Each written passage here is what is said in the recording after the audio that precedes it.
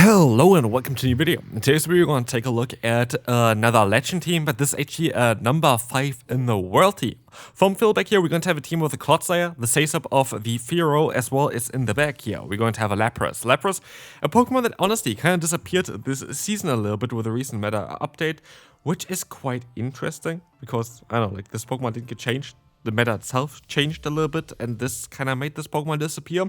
I could see that Lapras, even in the Open Great League, is going to come back eventually, so definitely save this Pokemon. It's going to be still very good. But otherwise, we're going to have Fearow here for the first time on this channel as well, with the correct moveset. The last time I showcased it, I had Fly on it, which is still strong, but Drill Peck is so much better. Drill Peck is so much better because of the pacing. You're going to be able to get 2 of those moves after just 5 fast moves, but also the main benefit of Fearow is the coverage of Drill Run, which is going to allow you to hit those Steel-type Pokemon for super effective. You also need a Queen, of course, but Steel-type Pokemon generally would be a bit tough for you to deal with. With this move, not so much. And so we're going to be able to move on here already to the second battle, where we're going to encounter the Gyarados. Gyarados is going to be a Pokemon which is going to do some solid damage against this team, though. We don't really have the greatest answers against it, but that being said, I still think that, yeah, our team can still kind of pull through.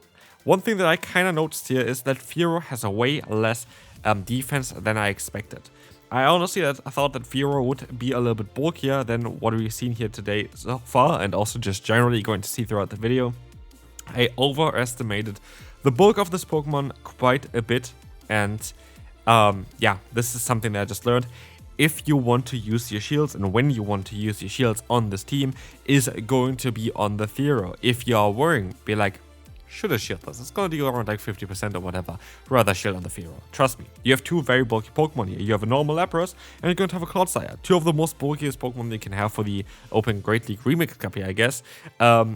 But yeah, you don't really want to need the shields for those. You can rather go for the Fearow, which is the main idea, I think, behind this team as well, which I only now really realized. The thing is, you want to realign yourself. You always want to realign yourself with this team, and Fearow is kind of the Pokemon that allows you to do that, which is, I think, yeah, kind of the main idea behind it. You kind of want to go ahead and try to realign yourself with Fearow, and then kind of hardwall the opponent with the Lapras as well as the Clodsire. But yeah, this team actually was really good. Like, this team was really, really solid. I enjoyed this team a lot. I didn't play every battle perfectly. I have to say that. I was watching at least a little bit of the new game at the site. My girlfriend was playing the game Pokemon Legends ZA, which of course most I currently play as well for the people who play the main CS games. So I was watching a little bit there. So I maybe made a few mistakes here and there. But mainly this team was really good. Like, this team was amazing. And yeah, I would really recommend you to give this one a try. This is absolutely a team that you should give a try, because you have the ground type in the lead. You have the Sacep of Fearow, which is going to allow you to have ground type coverage again to bait a Pokemon that maybe don't want to face ground type Pokemon. And generally, this is such a good team to run. We're going to have the Brutal Sting coming through here against the Fearow. We're going to be able to go for now the Drill Pecks against the opponent's Drifblim. And honestly, Fearow was the best Pokemon of this team in my opinion. I'm not the biggest fan of Clodsire as a Pokemon itself. I feel like Clodsire, when I play against it, it's pain. But when I play with it, it's also pain. But yeah, this is going to be here a showcase on what Fearow can do, which is kind of nice. Fearow is just such a strong Pokemon if you give it the opportunity to shine like this. And now we're going to have a shield advantage. We have Clodsire, we have the Earthquake, and the opponent was like, yep, I had enough, goodbye.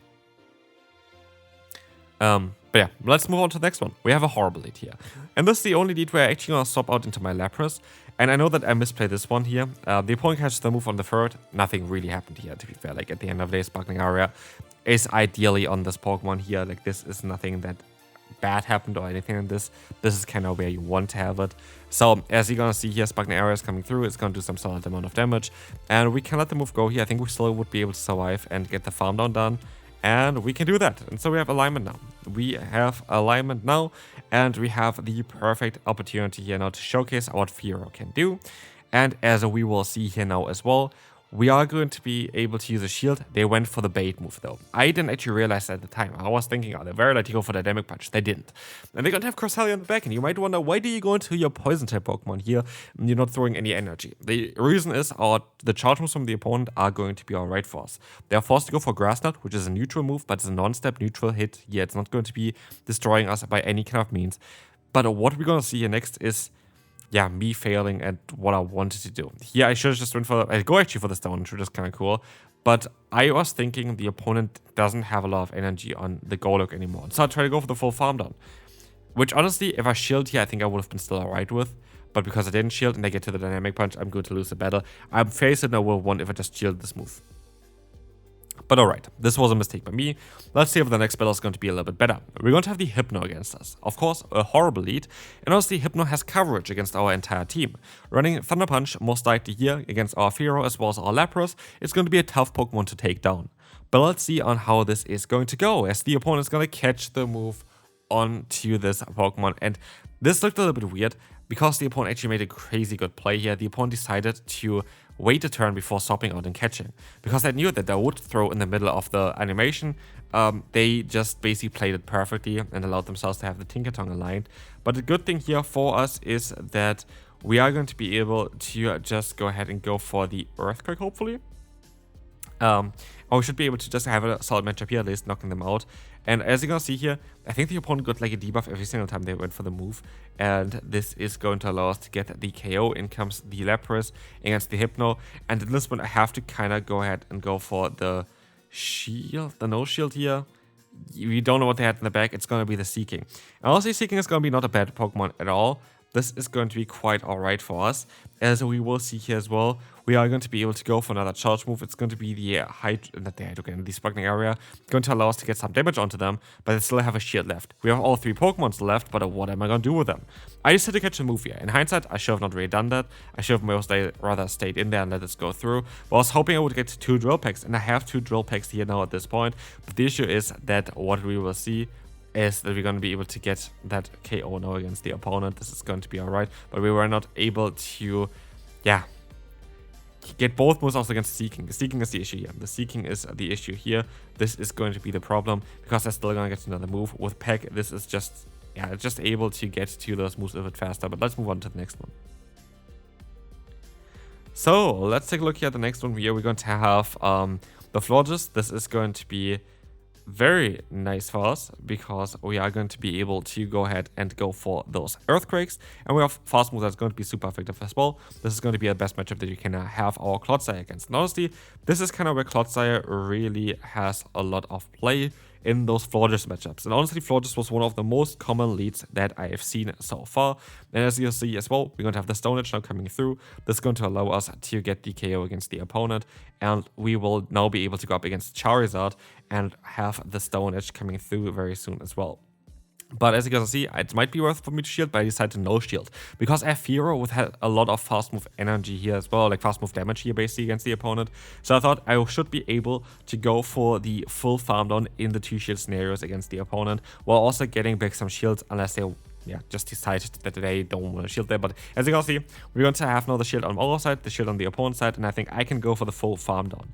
Let's see on how this is going to go for us though. We're going to see the swap out here actually into the Lapras, because I just want to make sure that I'm going to be able to fully farm them down. But this is going to be now the Rapidash coming in.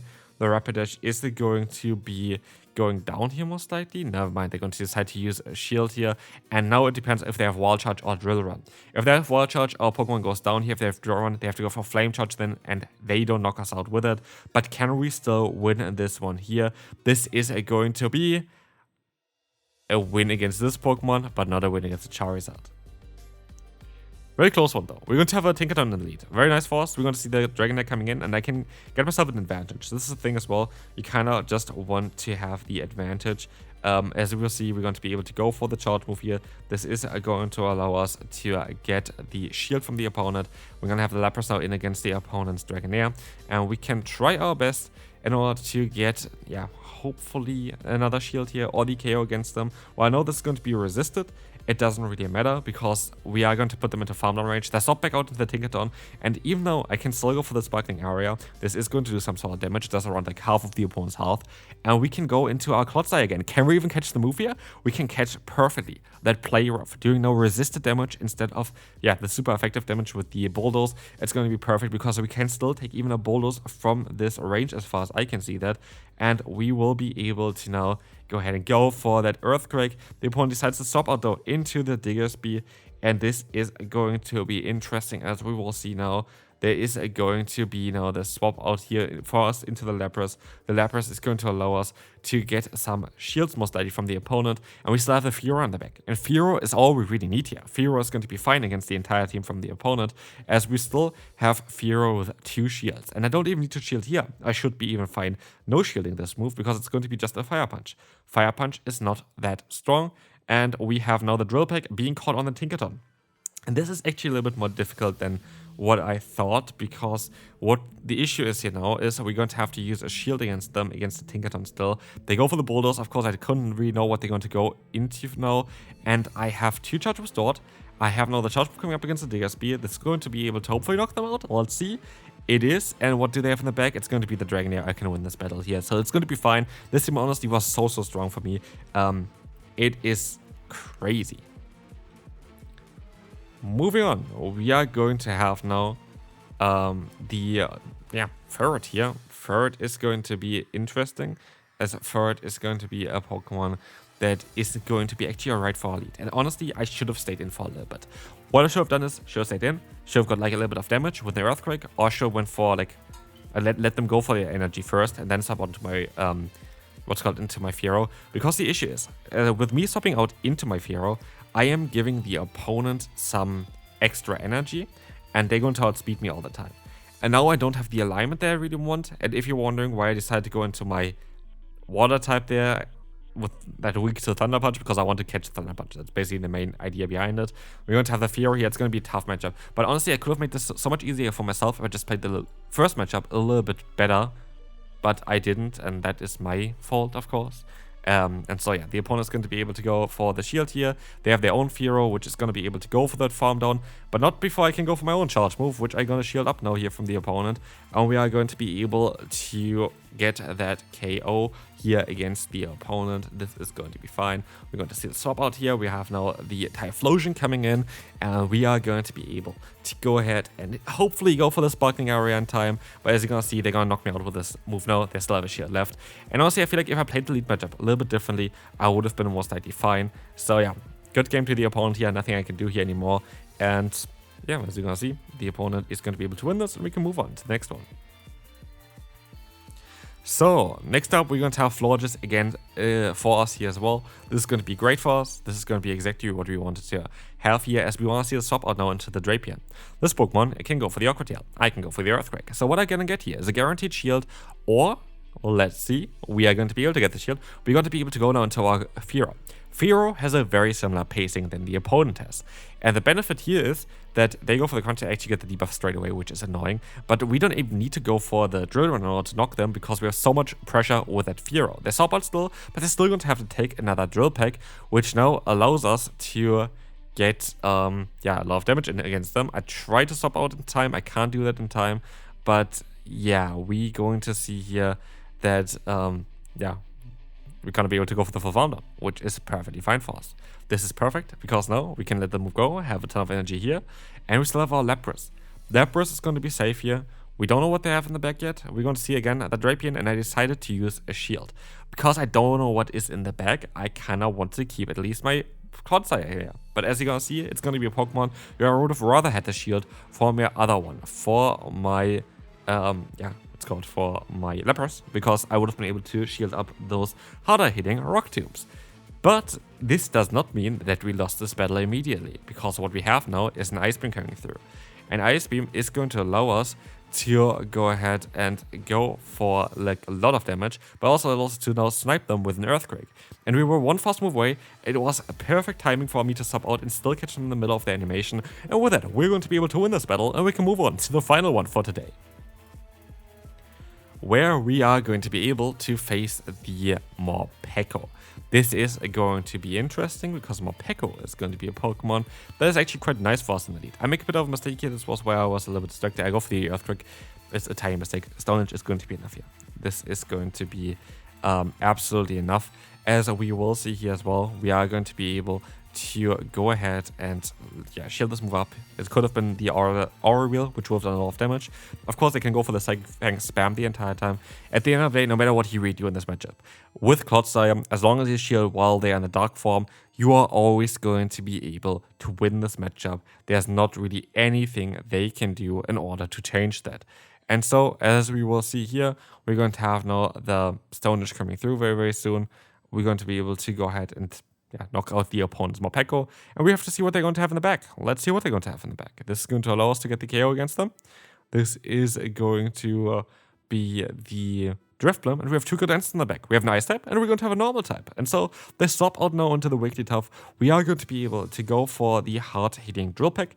This is going to be fine. And we can try to go for even another Drill Peck very quick in order to get that KO against them. But the Swift is coming through. It's not enough to knock us out. We can knock them out, and now it's Drifblim, which guarantee cannot knock us out in one hit on our Lapras. We have non-Shadow Lapras, means we can take hits super easily.